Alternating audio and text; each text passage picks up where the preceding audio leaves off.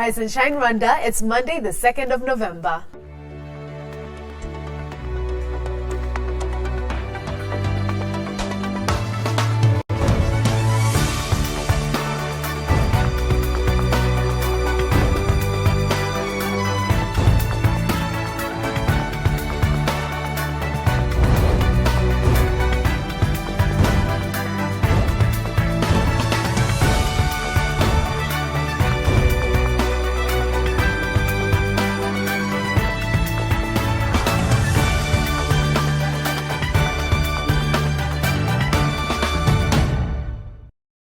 Good morning. It's just after 7 o'clock in the morning and you're watching Rise and Shine Rwanda with me, Ivan Magwene.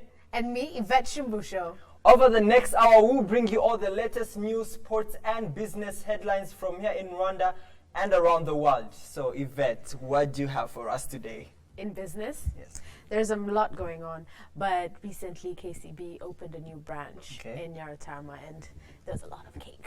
Okay. But lots more later. All right, Shay, what do you have for us in lifestyle? Well, just like Yvette, there's a lot going on this weekend, and we'll see more about that.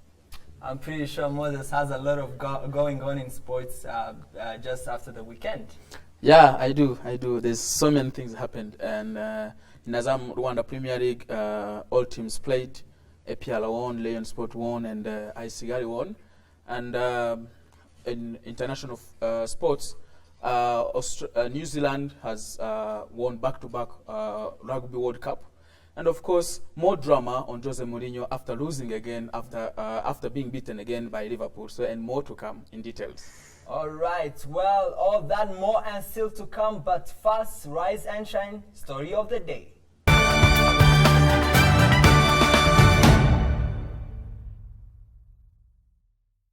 Rwanda ranks as the first most competitive economy in East Africa according to the World Economic Forum Global Competitive Index.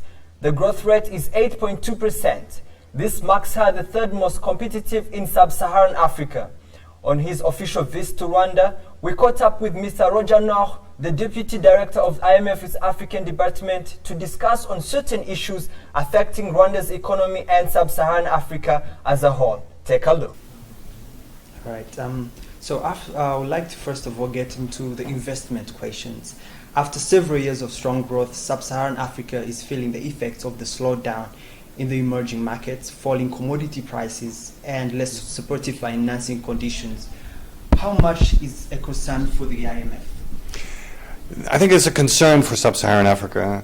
I mean, our anticipation is that growth in sub-Saharan Africa in 2015 will fall below 4%. That's the lowest rate in the last 15 years, and will rise only slightly above 4% next year.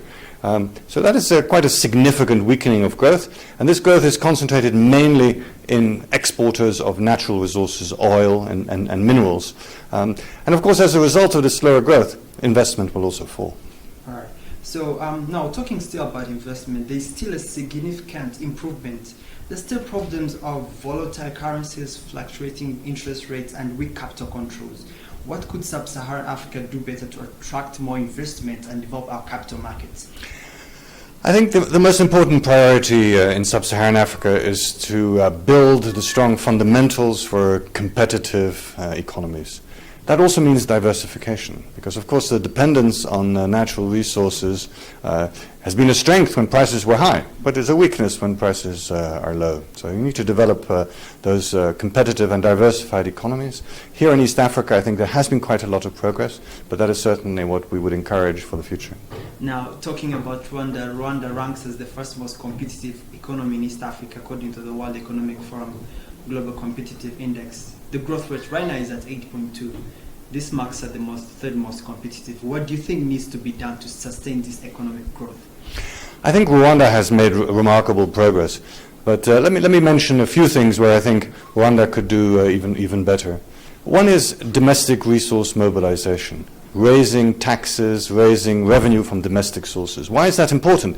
Because it enlarges the amount of fiscal space. It gives Rwanda more resources to invest, both in infrastructure and in the social sectors, and it reduces the dependence on volatile external markets. All right, then again, Rwanda is lacking behind on the foreign direct investment, attracting $100 million last year. If you compare this to other countries like Uganda, there needs to be improvement. What could Rwanda do better? And I think Rwanda has, as I said, has made significant progress. But in the end, for Rwanda, a critical element is to be part of a strong regional market. So making progress on regional integration, making sure Rwanda is part of a market of 150 million people in the EAC, that I think will be a very strong indicator and a very strong basis for growth in Rwanda. And now lastly, a question for most of the youth. The rate of the unskilled youth in sub-Saharan Africa has doubled. The figures continue to grow. For those who create jobs, it's an opportunity. That's what they say. And others say it's the biggest issue facing Africa. What's your take on that? I think the growth in the African youth is an asset for Africa. It's going to be a huge asset going forward because Africa will have the youngest population in the world, the most in the working age population. But it is, of course, also a challenge. Policies need to be right. Education policies need to prepare the youth for that competitive market. And I think if we succeed on education, we will succeed also on the economy. Thank you so much, Mr. Roger. You're welcome. A few hours from now, the 84th Interpol General Assembly that has attracted hundreds of delegates from across the world will officially start. The meeting is expected to address some of most pressing cross-border challenges faced by police today, among others. So, of course, today the 84th Interpol General Assembly starts off in a few hours. Of course. I'm pretty sure you have a lot of questions for me to answer. So. Just a few. Okay. But the first one is, it's the 84th General Assembly. Yes, apparently. Interpol. Yes, apparently Rwanda is the fourth country I'll in ask Africa. you about that one later. Okay. Okay. Don't rush it. Let me ask you about that one. That's my second question. All right. Did you like read my mind? Okay. Anyway, the first one is, what do they have planned for us? Well, I'll go back to first the whole idea of the General Assembly and why, and what do they have for us. First of all, the main reasons behind why the General Assembly comes together every year is, first of all, to look at the new executive committee, but also try and tackle some of the key issues that are in the status quo. Right now, some of the issues that they're going to discuss about include human trafficking. They also include cyber security. They also include drug smuggling and cross-border crimes, plus counterterrorism, and also the uprising of foreign terrorism groups, like you've heard, like Al-Shabaab. I'm pretty sure those are some of the key issues that are going to be put on the table while this this assembly is going on. So these issues will be dealt with between the 2nd, that's today, until the 5th. Yes, absolutely. Okay, and then I know for sure that Rwanda is the 4th country in Africa to host the General Assembly for Interpol.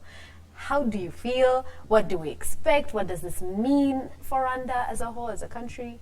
I mean, for me, as I said earlier, even during Transform Africa, this has been such a very tremendous moment because these kind of conferences and big events are putting Rwanda on the map. Definitely. And to me, we're expecting a lot from this assembly because Rwanda being the 4th country to host it, that means there's a lot of trust in our police force, and we've seen Rwanda is doing a remarkable job in terms of peacekeeping, even in terms of internal security, and that's why we have all this kind of trust that all these kind of big conferences can take place within the country. A lot more is coming for the business world. I'm pretty sure you're going to be looking at that as we go throughout the week with this kind of assembly. But so good for Rwanda in terms of security, in terms of putting Rwanda on the map, and in terms of business. Yes. And what about in terms of hospitality?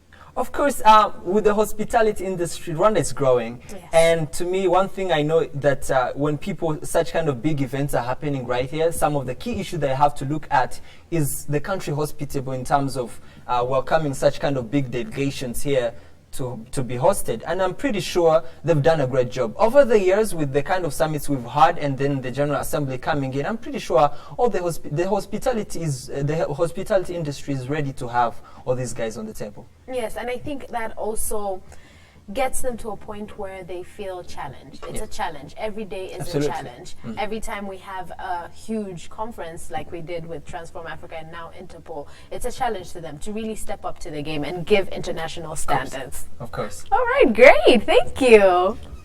You're watching Rise and Shine Rwanda. Stay with us. We'll be right back.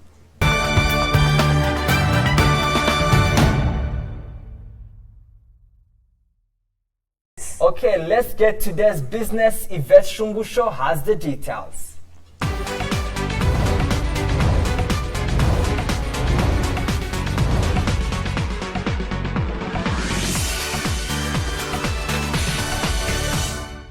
The stories making headlines today. KCB Bank Rwanda, a subsidiary of the Kenyan-based KCB Group, has opened a new branch in Nyarutarama as it moves to further ease access to its services as well as improve efficiency. Speaking at the launch of the outlet, Maurice Teotich, the KCB Bank Rwanda managing director, said that the new branch will provide clients with a range of products including loans and mortgages. The Rwanda stock market cross-listed that the regional financial services provider recorded an increase in half-a-year gross profit of 13% to 89.8 billion Rwandan francs, up from 79.6 billion francs in June 2014. Its total assets were up to 29% due to a 31% rise in loans and advances and investments in government securities, which were up to 21%.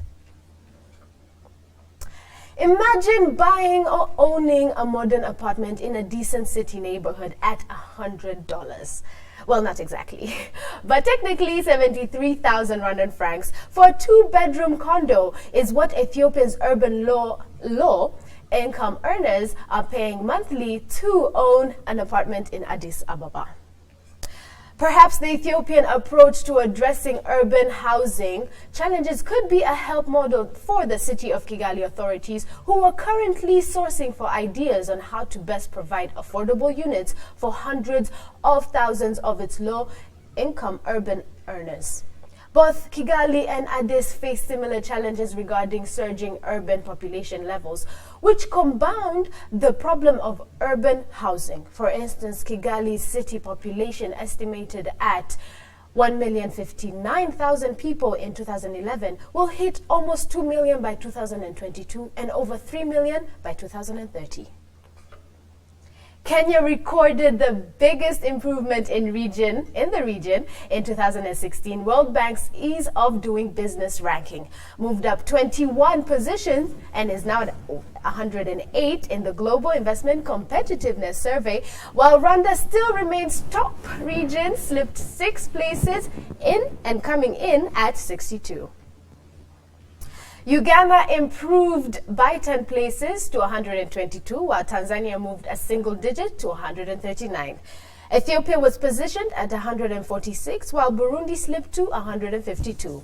Kenya also emerged as the third most improved nation in its business regulatory reforms, and also one of the top 10 improved countries in the ease of credit access. Kenya's Industrialization Cabinet Secretary, Adan Mohammed, said the improvement in the ranking was an indication that reforms were working. He stated he was happy that the results were showing. Rwanda recorded improvements in the ease access to credit, starting a business, dealing with construction permits through the establishment of new building codes, urban planning regulation, and web-based and administration information systems. More than 500,000 women around the world succumb to breast cancer because the majority are diagnosed at an advanced stage. Despite survival rates being low, ranging from 10 to 40% in settings where early detection and basic treatment are available and accessible, the 5-year survival rate for early localized breast cancer exceeds 80%, according to World Organization. Breast Cancer Initiative East Africa in Kigali organized a walk with the purpose of encouraging women to find out their cancer status. And at the end of their month, they held an auction dinner-based event at Lemigo on Thursday evening. All right, Yvette, I know a lot has been going on with the Breast Cancer Month. So tell us about the auction that happened on Thursday. What was the main purpose of the auction? Okay, so it was an auction dinner based kind of event, and we had corporations come, and they of course got a table, a corporate table, and other individuals who came. And it was an auction to help other breast cancer survivors or even breast cancer victims, people that are actually going through the who have breast cancer at the moment, and just to help them, with treatment and just to support financially, because we know definitely it costs so much. I mean, just to get treated, it costs 20 million Rwandan francs. Can you imagine that? Yes, very expensive actually. Extremely. And that stands me to understand how is the picture of breast cancer in Rwanda. As a person who was there, I'm pretty sure they had to talk about how things look in Rwanda right now. Well, I mean, there are no statistics as such, at least none that I know of.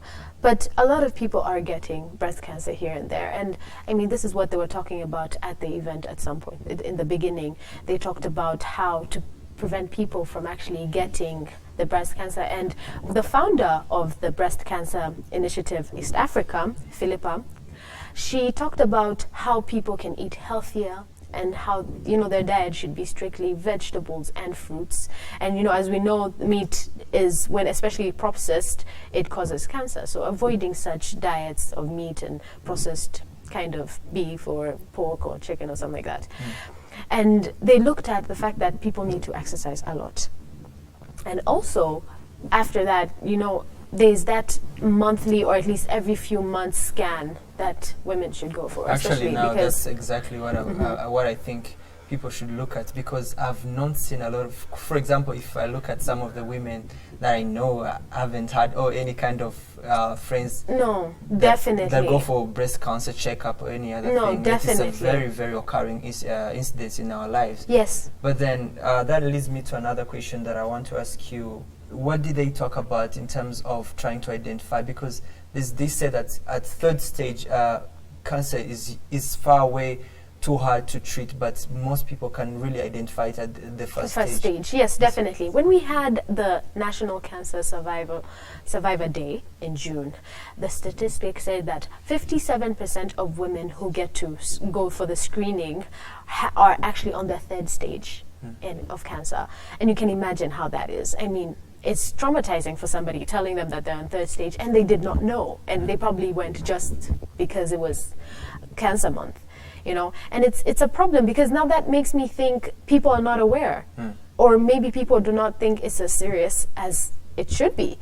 And people actually need to understand that cancer is life and death. Actually, it's death, and it should be taken very, very, very seriously. And as the founder of the Breast Cancer Initiative East Africa stated, diet is a must. And just this world that we're living in, we have So to how take care are of we doing ourselves. in Rwanda in terms of chemotherapy? Do you think more needs to be done? No, there are only actually 3 doctors that can actually be able to treat cancer in the whole country. Okay. Worldwide, Breast cancer? countrywide, yes. Okay. And that's very disappointing, because there are people in the rural areas that probably have cancer and they don't know, but they cannot be treated here, and they do not have 20 million Rwandan francs.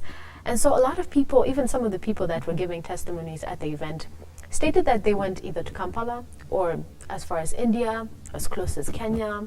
And it's quite disappointing, and I hope that the government really steps up and gets us the equipment that we need and the doctors that we need to really treat those people that are unable to actually go as far as, even as close as Kenya. All right, thank you so much. Thank you too. You're now up to date with today's business headlines. Sports news coming up in just a minute with Moses Bidikunzira.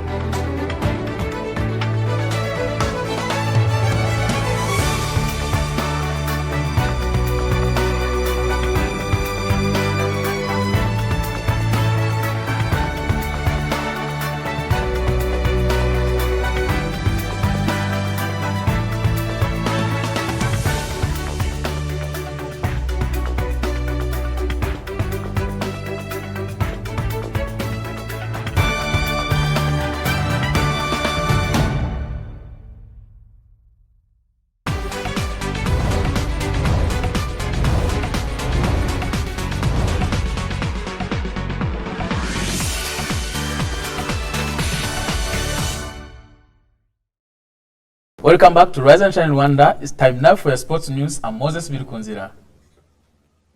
Starting with local football. Striker Ernesta Sugila's brace in 3-0 win over Espoir helped AS Kigali go on top of the league. Striker Ernest Sugila struck twice as AS Kigali registered a 3-0 win over Espoir on Saturday in Rusizi to go top of the Azam Rwanda Premier League standings. As AS Kigali is now back in commanding position, having amassed 15 points in 7 matches played this season.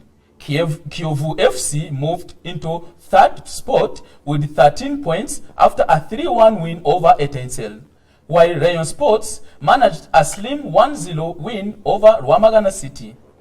Reigning champions APL FC powered into second spot after beating Sunrise FC 1-0. The military side has a 14 points, while Sunrise FC remain ranked 12th with 7 points. Now onto the Rugby World Cup. Record breakers New Zealand return World Cup title after beating Australia 34-17. New Zealand helped off a fierce Australian comeback to win a thrilling World Cup final and becomes the first team to return their title. Wonderful tries from Naha Milner and Mia Nonu had given the All Blacks a 21-3 lead early in the second half, before David Poko and Tavita Kulidrani struck back with 15 minutes to go. There were just 4 points in it, but a nerveless long-distance drop goal and penalty from Dan Carter snatched back control. When replacement Boden Ballat splintered away, on to Ben Smith clearing kick at the depth, history was made, with New Zealand also becoming the first 3-time champions of the world. And onto the European football. Liverpool 3-1 win applied the pressure on Chelsea manager Jose Mourinho.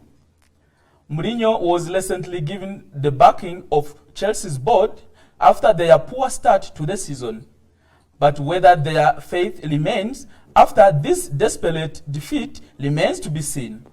This was another lame and uninspired performance from team delivering relegation form rather than looking up the table. Now we must wait to see if this loss spells the end of Mourinho's second coming at Chelsea. Elsewhere, Arsenal kept up the pressure on Premier League leaders Manchester City after beating Swansea City 3-0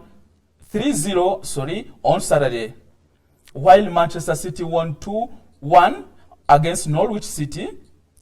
However, Manchester United failed to score as they drew 0-0 with Crystal Palace. Moses, it's been a very busy weekend. Of course, right now, Aperi won their match against Sunrise. Yes. I want to have a very clear picture for the viewers at home. How is the table looking right now for the Azam Premier League, and what are your expectations so far now? Well, for now, AS Kigali is keeping the momentum. They are just actually showing the world that people, the followers of football in Rwanda, that they are here to stay. They're not here to go. As Eliki Chimimana's team is really doing well, and they won 3-0. And APR also is keeping the pressure because they're only leading APR by 1 point. And Lion Sports is now sitting on 5th position. They're also trying to keep the pressure and trying with Police also not far away from there. The table is not changing. Actually, it's looking almost the same week in, week out. Those 4 teams are actually the one who are fighting for the title. As you can see, they're the big 4 in Rwanda, as we know in England. So it's really impressive to see the way these guys are playing with enthusiasm, with power. Now they are passing more of the ball. Actually, entertaining Rwandans. So the Rwanda Premier League is much better and much more entertaining this time around. All right, and then moving on also to the Premier League, I'm pretty sure everyone was looking out to see what will happen to Chelsea this time. What a disappointment again. I'm pretty sure now Mourinho is in hot water more than ever before. I can tell you. What do you think is Mourinho's future now? Now, it's no longer when. Now, I mean, it's no longer if, but now when. Because when I saw the media, everything was, I don't know. He's deeply so in hot soup that he doesn't have to mention anything. Actually, that was the shortest interview that Mourinho has ever done in English Premier League. The longest was 7 minutes when Chelsea lost against Southampton. 7 minutes, but this time it was about 55 seconds, where when every single answer was, I don't know. I have nothing to say. A commentator asked him about, don't you think it's time for you to tell the fans the view of what's going on in the dressing room, or how do players take it? And he said, the fans are not stupid. So yet they sang his name during the match. They were kind of backing him. But he said, fans are not stupid, so they can know what is going on. They see. I have nothing to say, because if I say something, I'll be banned. But what do you think is causing that? We say this over and over. It's a saga that's coming up every week in, every week out. So Mourinho he started these things the very first time, because the time when he sacked, he abused the doctor Eva Cornelio in public. And the 7 minutes that he did the interview, trying to provoke the media, because the Mourinho we used to know was a very friendly guy of the media. He could make headlines for them. I mean, of course, when the media saw him come back to England, they knew exactly stories were up to be in sports. That's the real reason he came, because he was very frustrated in Italy and Spain, because people could not understand his ideas and the way he could give interviews. But the fact that now he's fighting with the media, and not the media with the referees. You've seen when he accused Jonathan Moss, the last game we were defeated by West Ham. So and he was sent to the stands. And again, now the fact that he's now saying, if I say something, I'll be banned by FA, which means he's now fighting with FA, with the referees, with the players. Now he's accusing all the players. The interview he gave later on, he said that if you can see the players that underperformed in the match, there are some of them who underperformed, and he's pointing out on Gary Cahill, John Terry, Mikel, and Zuma, all those players, Eden Hazard. The fact that he replaced him on 78 minutes, and after that we conceded 2 goals. Chelsea were conceded 2 goals. Sorry. So that means that Mourinho himself, he's fighting against himself, and every time he's saying, I'm going to find a sad family, and the players are going to they're not going to have a good dinner.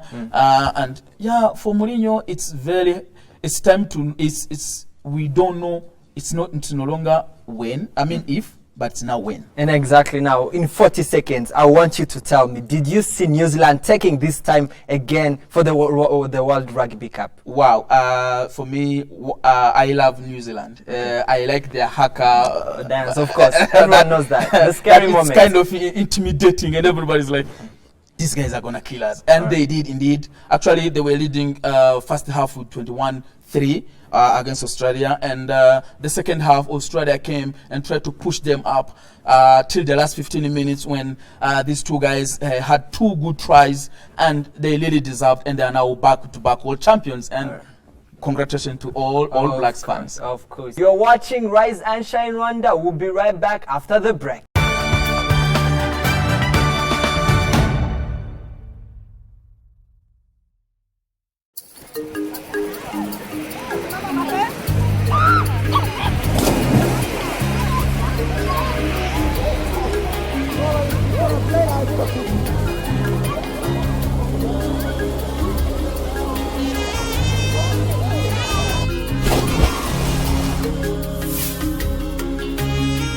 It's unbelievable, but what you see is what you pay.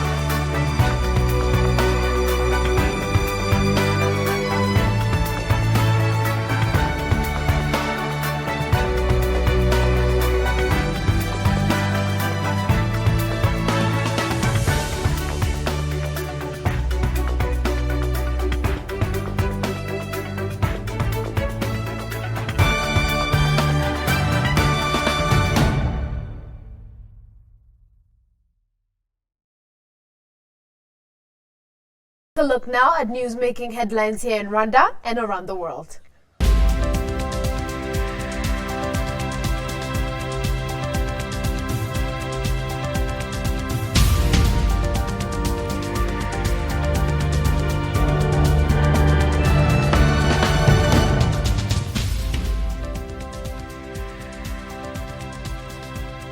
President Paul Kagame and First Lady Jeanette Kagame on Saturday joined residents of Ndera sector in Kigali City, Gasao district in planting trees in Bgiza Cell as part of the monthly community work Umuganda.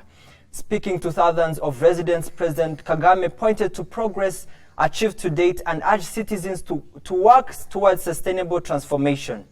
Our country was once known for its tragic history. Today, Rwanda is proud to be known for its transformation. When your achievements are a result of hard work, you must be determined to never slide back to where you once were, the president said.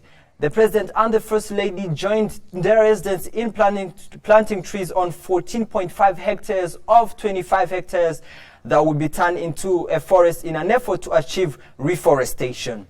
The president highlighted the importance of trees and forests and urged Ndela residents to protect all the trees that were planted on Saturday. The head of state encouraged all Rwandans to keep working hard and collectively to achieve the development they need, noting that it's through hard work that the country has become a better place to live. The Ministry of Natural Resources unveiled grand plans expected to ensure sustainable water use in order to meet the various water-related development targets in agriculture, energy, in homes, and other areas. The country faces an annual water shortfall of about 330 cubic meters. The plan, which falls under the medium and long-term government strategies such as Vision 2020, EPDPRS2, and other specific sector strategies, is informed by the fact that Rwanda faces a challenge related to water scarcity, with the current water availability per capita put at about 670 cubic meters per year. The Ministry of Natural Resources acknowledges that it is far below the standard threshold of 1,000 cubic meters annually. According to the ministry, the master plan will make it possible to promote water storage through multi-purpose dams and rainwater harvesting. And in regional news, at least 10 people have been killed in a suicide attack on a hotel in Somali capital Mogadishu. Gunmen used a vehicle packed with explosives to blast their way into the Sahafi hotel compound before storming the building. African Union troops and government forces say they have regained control of the hotel after a fierce gun battle. The hotel is popular with Somali's members of parliament. A website associated with Al-Shabaab claimed responsibility, saying that fighters from the Al-Qaeda-linked group had infiltrated the hotel after an explosion. The attack comes a day after deadly clashes between jihadist fighters and African Union troops in the Bakool region near the border with Ethiopia. And in international news, an investigation is underway after a Russian airliner crashed in Sinai, killing all 224 people on board. Egypt's prime minister said a technical fault was the most likely cause, dismissing claims from Islamic State militants that were responsible.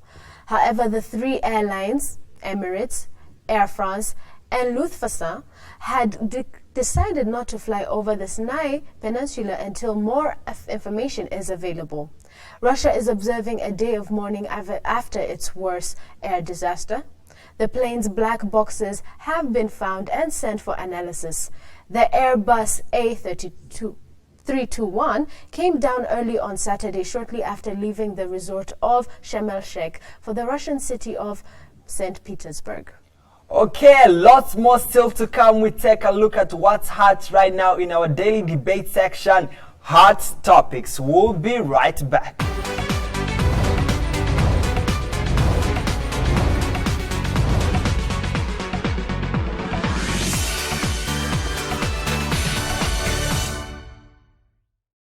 Gael Tunga Rutembesha is an upcoming hip-hop gospel artist. For so many years now, Gael has come a long way in his artistry journey. I had the pleasure to have a chat with Gael as he shared his experience in the music industry and how it has impacted his life and many others. Take a look. So joining me today on the artist profile, which is the very first episode that we're doing about the artist profile, is Gael. Gael, thank you so much for allowing to have time for this. Well, thank you for the opportunity. Yes, and Gael is an artist. He's a hip-hop artist. Yeah. You do gospel music. Yes. So Gael, tell me, who is Gael? Gael is just a normal human being Yeah. who loves music and who loves a Christian who Yes. loves to rap for the Lord and loves to share his experiences and just another man trying to find his way through life. Okay. Yeah. So we've seen how talented you are. When did you start this? Because I believe art is something that grows. You just don't jump into it. Okay. So when did you start singing? Well, are you asking specifically my own songs or because No, it could be general. It could Okay. be general. Generally, I was so young. I was so young back in Nairobi, about I think 7 or 8 years old. When I got saved, it all changed because my writing changed. So I just started sharing my experience from things I learned after being a Christian, knowing all the things I did, and just the questions I had to God. Some of my songs are actually prayers.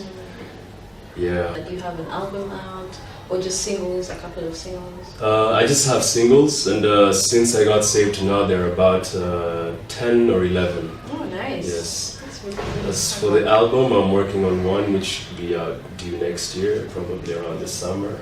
Okay. Yeah. So my main goal is just to inspire as many people as I can, not just in Rwanda, but also around Africa, mostly. And God willing, outside Africa, the whole world, they're all on SoundCloud, Okay. which is soundcloud.com/Gael. Ga-yell as in yell, Like yelling. yelling. Okay. Yes, All right. yes. Okay. Sometimes I love spending time alone, just reading a book or just chilling in my room watching some series maybe I missed out on. Okay. Yeah. All right. I think you guys can hear that he's such an introvert, so you need to really drag him out of his comfort zone, which is okay. So there you've had it from Gael. Be authentic, be yourself, and just do what you have to do, and God will always help you. So thank you so much. Catch us next time with the next artist profile.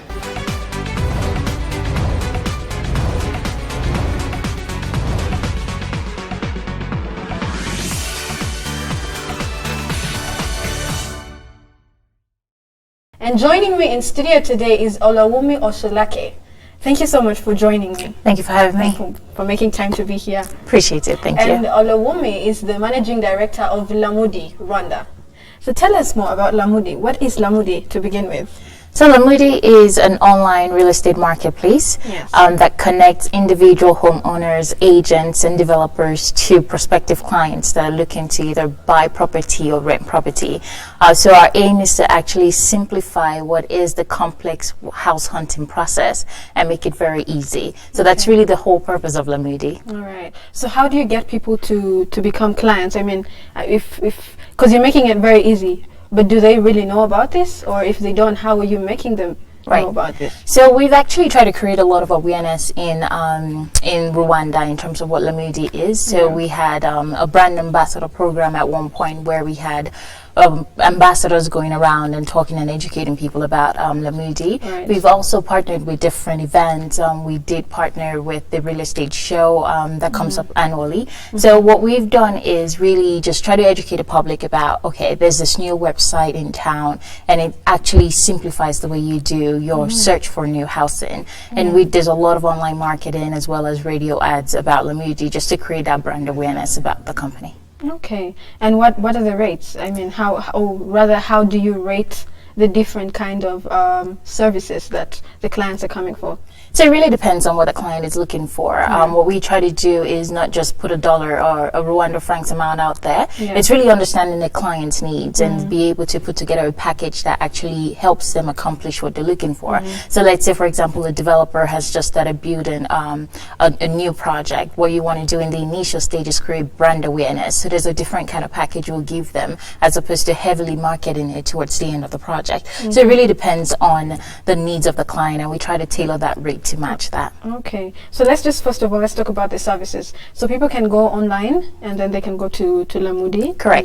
the website. Yes. And then there is also houses that are being rent Right. and which are being bought. Mhm. So how is the how do you are there different packages, or where you know that for this house there's only renting, or do you have like the list of houses that you can rent, and then what's the criteria? So Lamudi is actually just this website. If you go on www.lamudi.rw, you get a lot of listings which our agents and our developers and even individual homeowners have actually put online. Right. So those are the ones that we actually work with. So for anybody that's looking for a new property, if you come on the site, you could search for free. We don't charge you. The people that we actually charge will be the people that are advertising the property. So we do have different buckets, and like I said, it really varies on the need of the client that we're serving. So if it's an agent that has like 10 properties, there's a package for that, and an individual homeowner only has one property, so there's a different package for that as well. Okay, so there are different packages for every agent that brings whatever they bring in. And how do people know that now? How do they come to you and know that we want to rent or we want to put a house up? What's the approach? So for us, we've done a lot of marketing in Rwanda. Like I said before, we've tried to create so much awareness about it, particularly even on radio, because there's a lot of people take to radio as well. So we've done that, whereby people know the brand, so that way they could easily come on the site. So like when you look at the site, the search information on our site, we have like really organic searches, meaning people that already know the brand or people that know what they're looking for, and they can land on our page. So that process has kind of been very simplified. But what we've also done is created this dial from home for people that don't have access to the internet, because when you think about the population and the market and the people that have internet, not everybody does. So we have a telephone number that people would call, and they could easily speak to one of our reps, and they could get whatever property they're looking for, whatever information they're searching for. Right. So I understand Lamudi has been in Rwanda for about 1.5 years. Thereabout, yes. How is it picking up? Do you see? Is it good? Do you think the feedback is good? Do you think the clients are becoming more, or what's the rate? So I think Lamudi came to Rwanda at a very interesting time. For example, we're really just the only ones in the market doing what we're doing at the extent that we're doing. So there's no competition? I really wouldn't say there's any per se. I feel like we've actually made ourselves the front runner. So we've held our #1 position for as a property search website.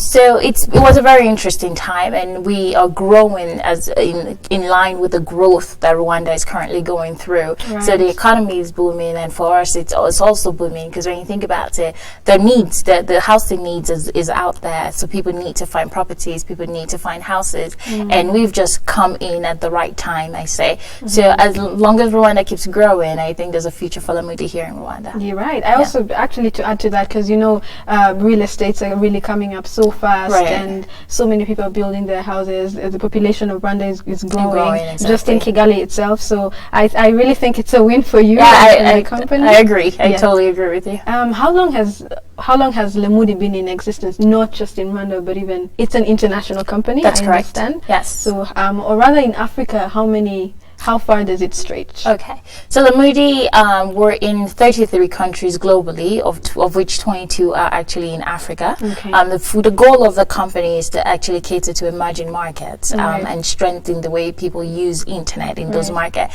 So we're proud to be in 22 markets in Africa. We've been in existence for roughly about 2.5 years.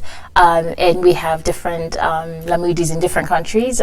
So we're really growing, and we're growing at a good, healthy enough pace for us, actually. Okay, so it being in 22 countries is already a big number Exactly. for the company. So how can you compare the operation in Rwanda in other countries that you've probably seen it working? Well, interesting. Rwanda is a small country. When you compare it to a country like Nigeria, or a country like Kenya, that's a bigger population, so you have a lot more clients there.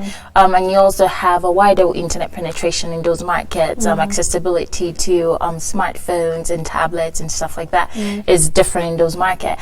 But nonetheless, the growth is it's present in Rwanda. So for us, and that's why we're still in this market, and that's why we're still working here.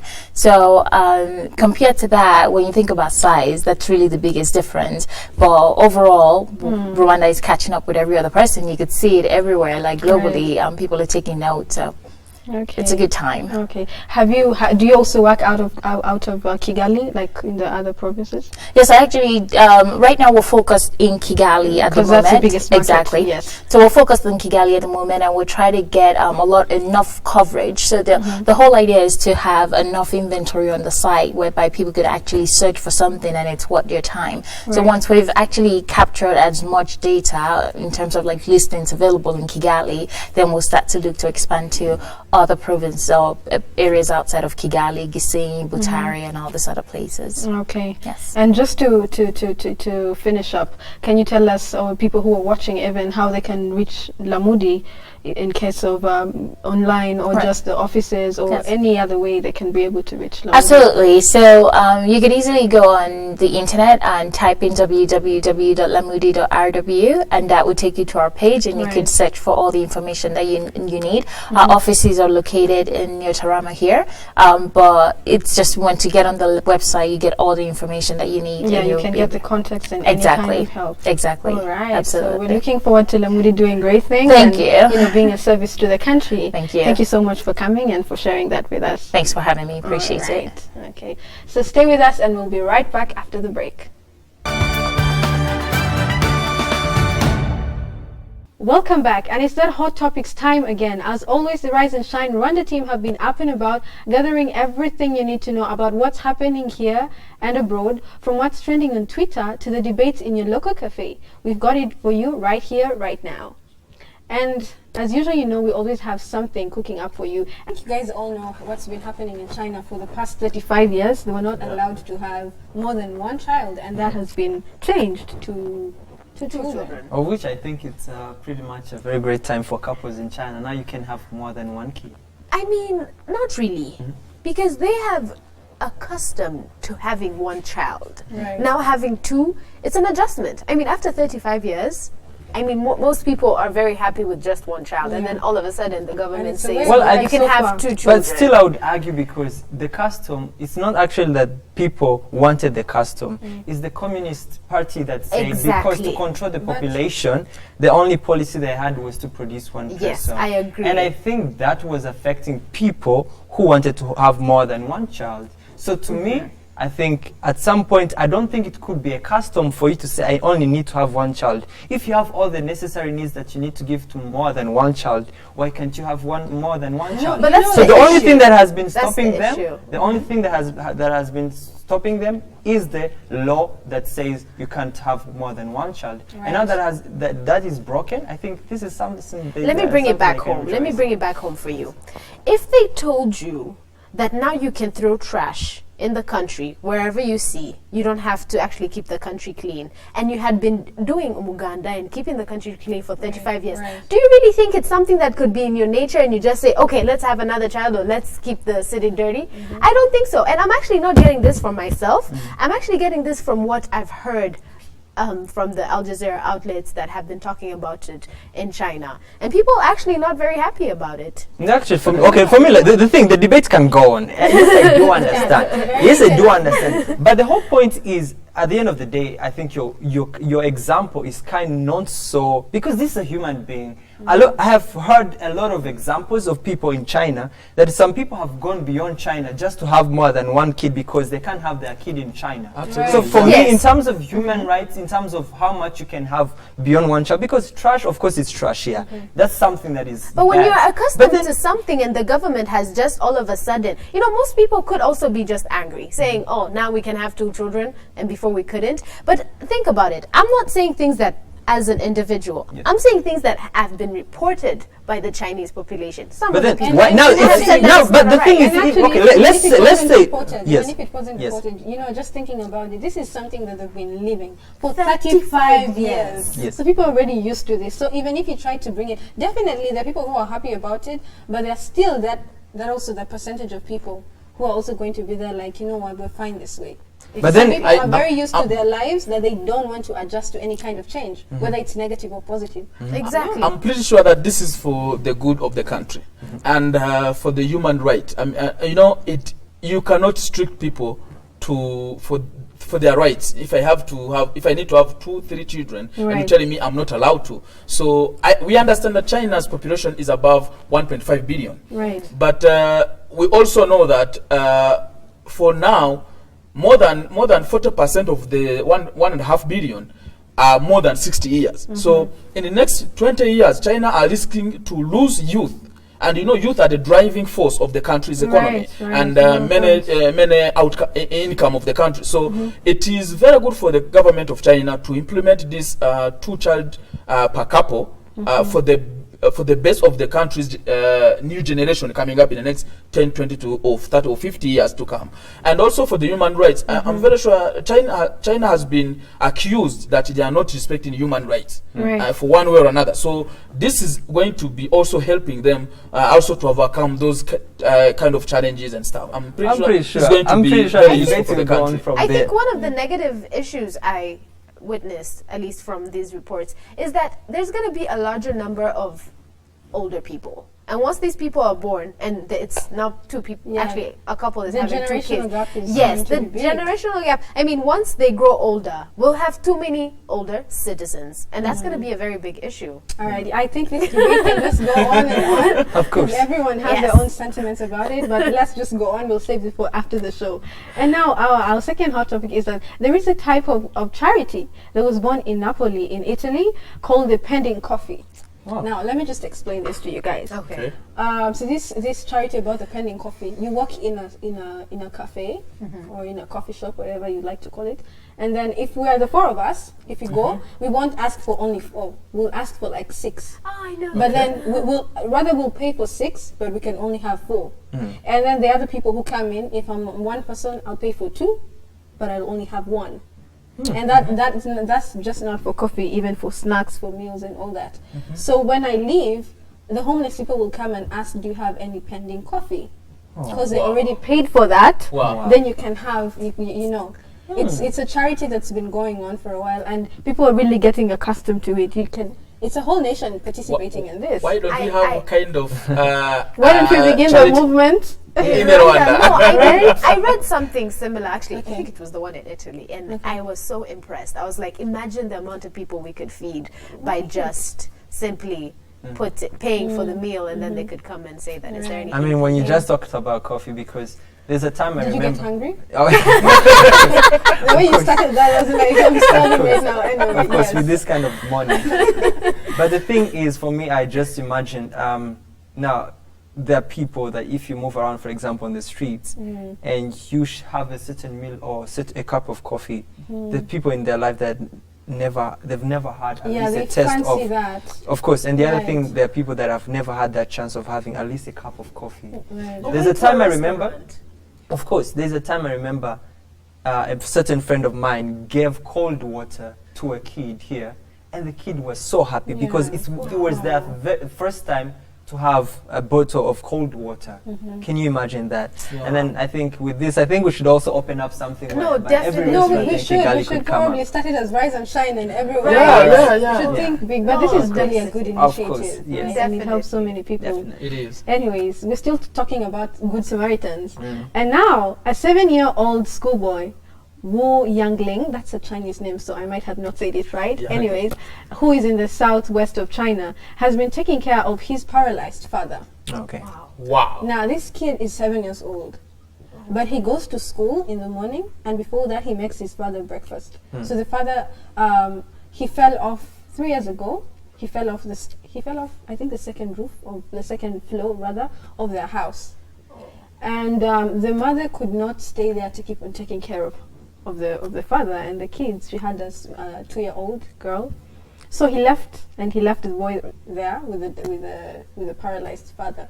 So before he goes to school, he makes breakfast, he feeds his father, and then lunchtime he makes sure he comes back home. And this is not a family that is really well off. No. Like even you can see from the pictures that this is not a family that is well off.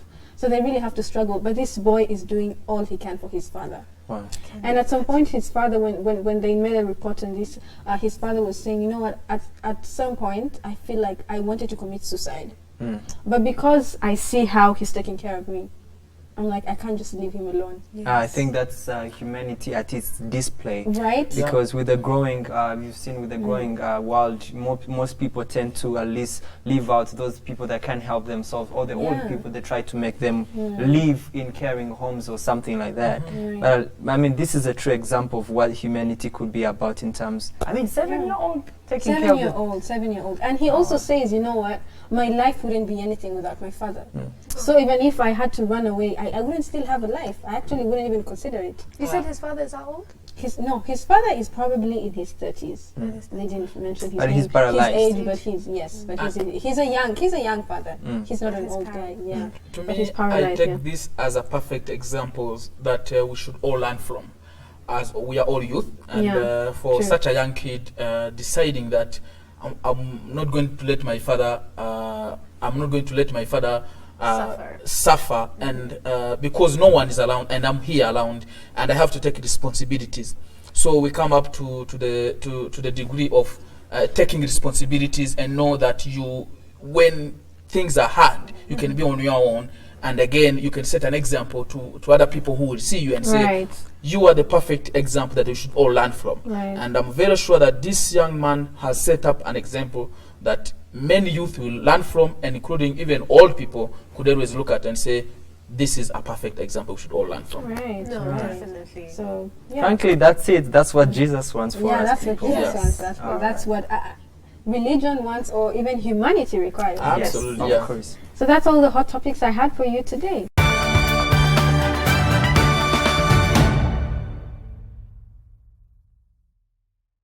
Don't forget, we love to hear your thoughts, comments, and feedback on what we're talking about here on Rise and Shine Rwanda. Tweet us at Rise and Shine RW. Like us on Facebook and send us your ideas for programs. Check out our Rise and Shine YouTube page where you can catch all the shows and reports we do. Find us on Instagram, Rise and Shine RW. We love to see your pictures. Or check out our Rise and Shine Rwanda website, www.riseandshinerwanda.com. Well, that's all the time we have for today. We love to hear your feedback. And do let us know if you have any ideas for programs. You've been watching Rise and Shine Rwanda with me, Yvette Chimbusho. And me, Ivan Magwene, will be here same time, same place tomorrow. Do join us then. But for now, from both of us and the rest of the Rise and Shine team, have a very good day. Goodbye. Bye-bye. Bye.